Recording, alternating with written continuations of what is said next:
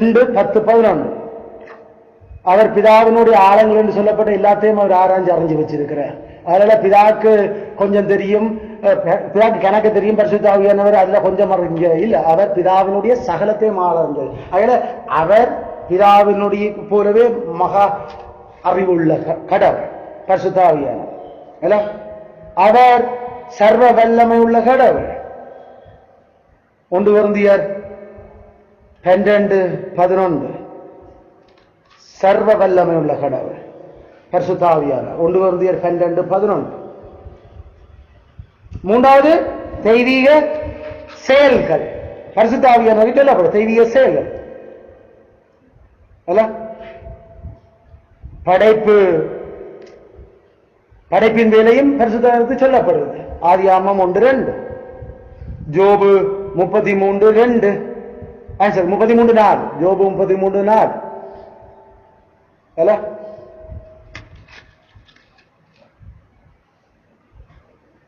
பராமரிச்சு ஆளுகிற வேலை சங்கீதம் 104:30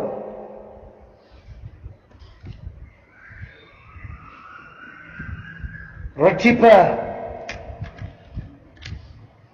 தெரிஞ்சு கொள்ளப்பட்டுள்ள பிரயோகிக்கிறது, அவளை ரட்சிக்க பண்ணுறது. பேசிக்கா தீத்து 3:5 கடவுளான் ரட்சிக்கிறவர் என்ன பரிசுத்தாவியானவர் ரட்சிக்கிறார். இல்ல இயேசுவன் ரட்சகர் என்ன பரிசுத்தாவியும் ரட்சிக்கிறார். இல்ல பிதாவன் ரட்சிக்கிறவர் என்ன பரிசுத்தாவியும் ரட்சிக்கிறார். 1 கொரிந்தியர் 6:11 அது ரட்சகர் அவர் என்று எங்களுக்கு சொல்லப்படுது. அதாவது வேலை ரட்சிக்கிற வேலை இல்ல. அடுத்தது தெய்வீக சேவிப்பு, தெய்வீக ஆராதனை.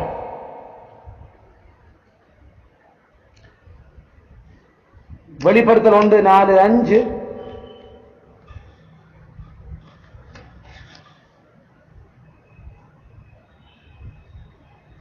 2 கொரிந்தியர் 13:14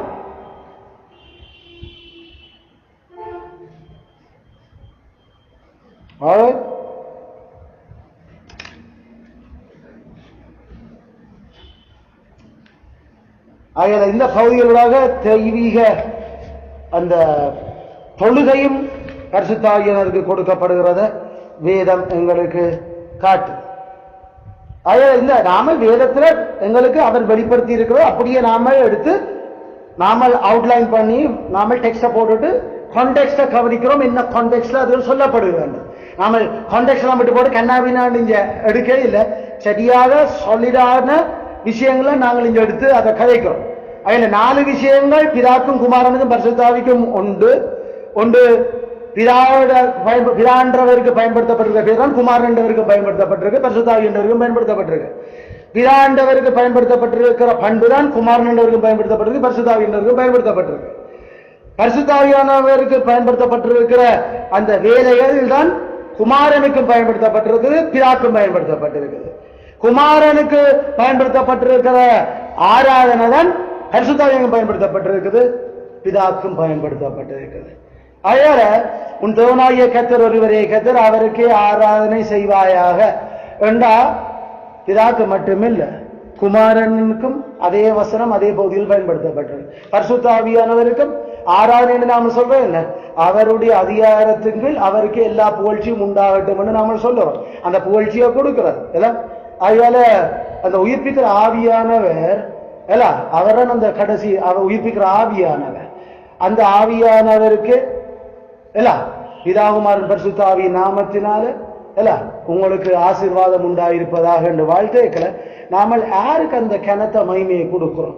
ஆவியானவருக்கும் அதை நாங்கள் கொடுக்கிறோம். அதுல இந்த இடத்துல 3 பேருக்கும் அந்த வணக்கங்கள் செலுத்தப்படும். அல்லது நாம சொல்ற மாதிரி அந்த தேவனுடைய 7 ஆவிகள் என்று வெளிப்படுத்தலுக்கு தான் கதைச்சு கொண்டிருக்கு. 7 ஆவிகள் 7 என்று நாம சொன்னது ஏற்கனவே சொன்னது அவருடைய பெர்ஃபெக்ட் பரிபூர்ணம், எந்த குறையும் இல்லாத சாத்தியமான சகல பூரணத்துவத்தை உடைய ஆவி.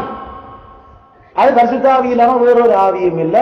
அந்த ஆவிகளுக்கு தான் சாஷ்டாங்கம் விழுந்து 24 மூப்பர்களும் வணக்கம் செலுத்தி கொண்டிருக்கிறேன். 6 ஆட்டுக்குட்டியானவருக்கும் விழுகிறீனம், 7 ஆவிகளுக்கும் விழுகிறீனம். அது அந்த மிகவும் வயது முதிர்ந்ததா தோற்றம் பெற அந்த தேவன் என்று சொல்லப்படுற அந்த பிதாக்கு விழுந்து வணங்குகிறோம். இந்த அடிப்படையில் எங்களுக்கு வேலை தெளிவு.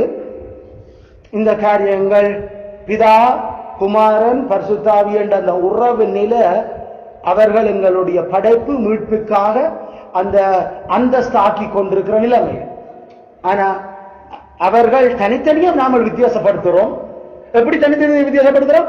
பிதா என்று சொன்னா அவர் ஒரு நேரம் பிறப்பிக்கலையோ அப்ப அவர் தான் பிதா. அவரை 3 பேரும் விட்டுட்டு நம்மகிட்ட கேட்டு நமக்கு அந்த விஷயம் அடையாளம் காண முடியும், காணுறோம். இவர் பிதாவில இருந்து வந்தவர். அதனால அப்ப இவர்தான் குமாரன். இவர் அப்ப இவர் இல்லை இல்ல இவற்றை அடையாளம் பிதாவிலையும் குமாரிலையும் இருந்து புறப்பட்டு வந்தவர். நித்தியமா காலத்துக்கு முன்னுக்கே. அதனால 2 பேர்ல இருந்து வந்தவர் பரிசுத்தாவியார். பிதாவிலிருந்து மட்டும் வந்தவர் குமார். ஒரு ஆளையும் வந்தவர் இல்லையா பிதா. அதனால பைபிள்ல நாம வாசிக்கல பிதா குமாரன் ஆவியா என்ற அந்த சொல்லுகள் பிதா குமாரன் அந்த உறவுகள்ல வந்த சத்தியான கவனமாயிருக்கணும். நாங்கள் அங்க தெய்வத்துவத்தை பற்றி இல்ல கதைக்கிறது. நாங்கள் அங்க மீட்பின் படைப்பின் வேலைகளை பற்றிய அந்த செயல்களை கதைச்சு கொண்டிருக்கிறோம். பாத்தியா? அப்ப இப்ப உதாரணத்துக்கு இயேசு கிறிஸ்து குமாரன் சொல்லுறேன். குமாரன் தான் அப்பாண்டு கதைக்கலாம். என்ற பிதா என்னிலும் பெரியவராயிருக்கிற என்ற வசனம் அது தெய்வத்துவத்தினுடைய சாரத்தங்களுக்கு கதைக்க இல்லை. அது ரட்சிப்பினுடைய செயல் திட்டத்தின் சமுதாய அல்லது குடும்ப உறவிலேயே கதைக்கிறது. பிதா என்னிலும் பெரியவராயிருக்கிறார். அப்படி என்றால் இயேசு பிதாவிலும் விட சின்னவர். இயேசு பிதாவிலும் விட சின்னவர் இல்ல, குமாரன் பிதாவிலும் விட சின்னவர். இயேசு வந்தா பிதாகுமாரன் பரிசுத்தாவி எல்லாருக்கும் ஒரே பேர் தான். அப்ப இந்த இயேசு வந்ததை கொண்டு இருக்கிற டக்கண்டு பூத்திடக்கூடாது. நம்ம கதைகள்ல ஆரோக்கியம் சொல்றது குமாரன் தான் சொல்லுற. இவர் என்னுடைய அப்பா என்னிலும் பெரியவர். எப்பயுமே அப்பா பெரியவரானே மகனை விட. மகனை விட அப்பா சின்னவராகிடுமா எங்கேயும் இல்ல. அப்ப உறவு நிலை வரைக்கல என்னத்துக்கு உறவு நிலை? படைக்கிறதுக்கு மீட்கிறதுக்கு. அந்த உறவு நிலைகள்ல குமாரனையும் அந்த இடத்துல நாம தட்டு தவறி அவர் கிறிஸ்து அல்லது அவர் இயேசு என்ற பதம் பயன்படுத்துவார். கிறிஸ்து என்று பயன்படுத்துறது உங்களுக்கு பிரச்சனை இல்லை என்றால் கிறிஸ்து கட்டாயம் அது மனுஷ ரூபம் எடுத்து வந்திருக்கிற ஒரு ஆளுக்கு தான் நம்ம பயன்படுத்துறோம். அந்த அடிப்படையில பிதா ஒரு நாள் மனுஷ ரூபம் எடுத்து வர இல்ல, அவர் மனுஷனாக இருக்கிறவரை வெளியே வர்றாங்க. அதனால கிறிஸ்துவாக அது கதைக்கிறாரா என்றது நாம பார்க்கிறோம். ஏன் கிறிஸ்துவ கதையே வேண்டாம், நாம ஸ்டேட்டஸ பார்த்தா சரி, பிதாவா குமாரனா ஆவியா. ஆகிய எங்களுடைய இந்த நிலைகள் அந்த வசனங்கள் பார்க்க அதுல அந்த தெய்வத்துவத்தை பற்றி அந்த பகுதி கதைச்சு கொண்டிருக்குதா அல்லது தெய்வத்துவத்தினுடைய நபத்துவங்களை பற்றி கதைக்குதா? தெய்வத்துவத்தை நபத்துவத்தை வந்து குழப்பிக்கொண்டு மாறி மாறி பிதாக்கு பேர் ஜெகோவா, குமாரனுக்கு பேர் இயேசு, அப்ப பரிசுத்தாவிக்கு என்ன பேர் என்று கேட்கிற மொக்குக்கு நாம சொல்லணும். கொஞ்சம் பொருள் பிதாக்கு ஜெகோவான்னு யார் உனக்கு சொன்னது? இயேசுவும் ஜெகோவா குமாரனும் ஜெகோவான்னு பைபிள்ல இருக்கவன காட்டட்டும். ஏன் பரிசுத்தாவியும் ஜெகோவான்னு அழைக்கப்பட்டிருக்கவே காட்டட்டும். அதனால நீ சொல்ற பிதாவும் ஜெகோவாண்டு, பிதாவும் ஜெகோவாண்ட பேரால் அழைக்க வேண்டாம். ஜெகோவாண்டது பிதாவுடன் பரிசுத்தாவியினுடைய ஒரே பேர். அதான் the name, only one name. அதான் அந்த பேர். இந்த கொஞ்சம் பொருள் அதென்ன குமாரனுக்கு இயேசு பேர்? குமாரனுக்கு இயேசு பேர் இல்லை. இயேசு என்பதே மக்களை பாவத்திலிருந்து மீட்கிறவர். அதுல மக்களை பாவத்திலிருந்து மீட்கிறவர் யாரு? பிதாவும் குமாரனும் பரிசுத்த ஆவி. மீட்ப பலிதமாக்க மீட்கிறார்கள். ஆகிய இயேசு என்பது பிதாவுக்கும் இயேசுதான், குமாரனுக்கும் இயேசுதான், பரிசுத்த ஆவிக்கும் இயேசுதான் பேர். அதை விட்டு போட்டு நீ இயேசு வேண்டா குமாரன் தானு சொல்ல யார் அப்படி ஏண்டா ஏலோகிமா இருந்தவர் வேற ஜெகோவா இருந்தவர் வேறையோ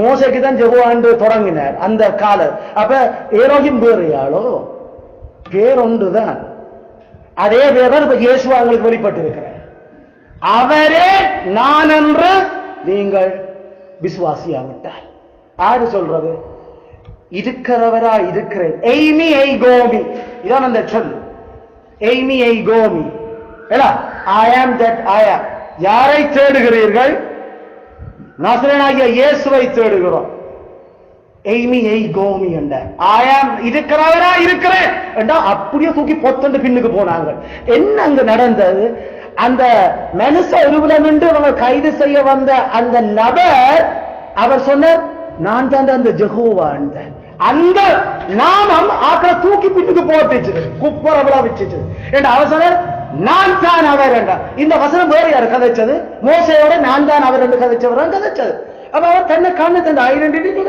கைது செய்ய என்ன வந்திருக்கிற நான் தான் அவர் என்றா குப்பரவளம் தான் அதுல இதுல இருந்து தெரியுது அங்க கதைச்ச அந்த ஜெகோவா நான் தான் அவர் இங்க பிடிக்க வந்தவங்க கதைக்கிற அத இயேசு என்ற பேர்ல இருக்கிற அவர் நான் தான் அவர் அப்ப நான் தான் அவர் நான் தான் அவர் இங்க இயேசு அங்க ஜெகோவா வேறு ஒன்றும் இல்லை இதுல அதை விட்டு போட்டு பிதாக்குத்தான் ஜெகோவாவே கொஞ்சம் பொருள் நீ முதலாவது இந்த கதையை கூட பிதாக்கு இல்ல ஜெகோவாவே குமாரனுக்கும் ஜெகோவாவே பரிசுத்தாவிக்கும் ஜெகோவாவே மூன்று பேர் இல்ல ஒரு ஆளு மூன்று நபர்களுக்கு மூன்று நபருக்கு ஒரு பேர் தான் இருக்கு கடவுள் பெயர் அது ஜெகோவா அல்லது இயேசு அல்லது ஏலோகிம் அல்லது நீ என்ன பேர் சொல்ல போறியோ அந்த பேர் எல்லாம் மூன்று பேருக்கும் பொருத்தமானது அதால்தான் அவர் என்ன பேரண்டே கதைக்காம ஞானஸ்தானம் எடுக்கல பிதா குமாரன் பரிசுத்தாவியின் பேரால் ஞானஸ்தானம் எடுக்கணும் எந்த பேராண்டவரு பிதா குமாரன் பரிசுத்தாவியால் ஞானஸ்தானம் திறந்தாலே காணும் அதுக்கு நீ எத்தனை பேர் இதுல பயன்படுத்த போற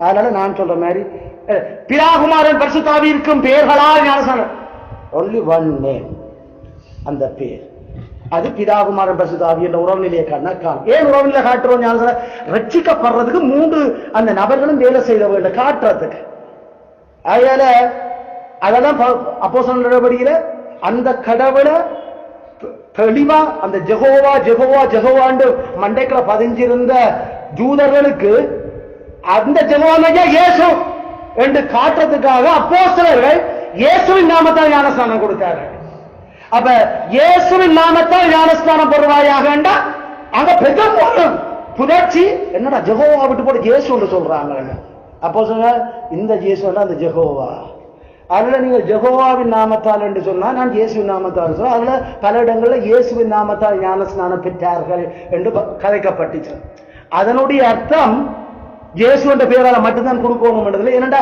அது தேவைப்படுத்தப்பட்டது அந்த காலத்துல இயேசு நினைச்சாங்களே ஏதோ மாம்சத்துல வந்து மரியாத மகன் உண்டு ஆனா மரியாத மகன் இல்ல அவர் மரியாதை ரட்சிக்கிற கடவுள் அதனால அவரை அடையாளம் காண்றதுக்கு இயேசு என்ற பேரை பயன்படுத்துவோம் என்றாங்க நாங்கள் சில வழியில வேணுமென்று சில குறிப்பிட்ட பேர்கள் கூட பயன்படுத்துவோம் இப்ப நாங்க சொல்றோம் இந்த கிரீச்சர்ஸ் என்று சொன்ன உடனே இங்கிலீஷ்ல எல்லாம் உயிரங்கிகள் என்று சொல்லுறோம் நாங்கள் வேணுமென்று நான் வேணுமென்று சிருஷ்டிகள் என்று பயன்படுத்துறோம் உயிரங்கியல் என்று பதைச்சா சூரியனுக்கு முசிறு இருக்கு கிரீச்சர் என்று அதுவும் வரும் அப்ப தெளிவா வித்தியாசப்படுத்தி காட்டுறதுக்காக அந்த பிள்ளைகளுக்கு எதாவது இவர்கள் கொண்டிருக்கிற நினைப்புக்கு நேரெதிராக அதை பயன்படுறோம் அதுமே தான் 1ஆம் நூற்றாண்டுல ஜெகோவானம் அந்த ஒரே உன் ஜெகோவாகிய கர்த்தர் நானே ஜெகோவா நானே என்று கேட்டு கேட்டு பழகி இருந்த ஆட்களுக்கு ஜெகோவாவை விட வேற கடவுள் இல்ல வேற பேரும் சொல்லேறாத நினைப்புல இருந்தவருக்கு ஜெகோவா தான் இயேசு என்றதை காட்டுறதுக்கு சீஷர்களுக்கு ஜூதர்களுக்கு நீ இயேசுவோட பேரால ஞானஸ்தானம் வேண்டாங்க அதை ஏற்றுக்கொண்டா அப்படியே நீ இயேசு என்ற பேரை ஏற்றுக்கொண்டா அப்ப நீ ஜெகோவான்றது அவர் ஐடென்டிஃபை பண்ற அவருக்கு ஒரு ஒன்றுதான் என்று சொல்றாய் அதாண்ட விசுவாசம் அதான் கொள்கை பெற்று அங்க கதைச்சவரா நீங்க கதைக்கிற அந்த கடவுள்ல நம்மளை மீட்கிறதுக்கு மாம்சம் எடுத்து வந்தவர் விளங்குதோ இதுக்குத்தான் இயேசு பண்றது இதை விட்டு போட்டு நீங்கள் ஞானஸ்தானம் கொடுக்கல இயேசு என்ற பேர்ல தான் ஞானஸ்தானம் கொடுக்கணும்னு நான் சொல்ல நான் ஏலோகிம் என்ற பேர்ல ஞானஸ்தானம் கொடுக்க போறேன் அவற்ற பேர் ஏலோகிமாயும் இருந்தது இல்ல நான் ஜெகோவா என்ற பேர்லாம் கொடுக்க போறோம் கொடுக்கிற சென்னை நாங்கள் யூதர் இல்லை ஆனா ஒன்றே ஒன்று மட்டும் தெளிவாரு அந்த ஜெகோவாவும் இந்த இயேசுவும் அந்த ஏலோயும் ஒன்று. அதனால இதிலே நாம கணக்க குழப்பங்கள் எல்லாம் விளைவிப்பான். அவர் சொன்ன அந்த சமன்பாட்டையே பயன்படுத்தியா விஷயம் முடிஞ்சது. பிதா குமாரன் பரிசுத்தாவி இந்நாமத்தினால். ஏன் அவசரம் என் நாமத்தினால் நீங்கள் அதை செய்யுங்கள் என்று வேண்டாம். பிதாகுமாரன் பரிசுத்தாவி அதாவது நாங்கள் பிதாகுமாரன் பரிசுத்தாவி நாமத்தால கொடுக்கிறோம். இதை நாமல் விளங்கிக் கொள்ளும். ஆகல இதுதான் இந்த இப்ப கதை இதோட முடியல. பரிசுத்தவான் எழுதிய கடைசி இந்த திருத்துவத்துல பிழை விட்டியன்னா உண்ட ரட்சிப்பே நீ ரட்சிக்கப்படவே மாட்ட.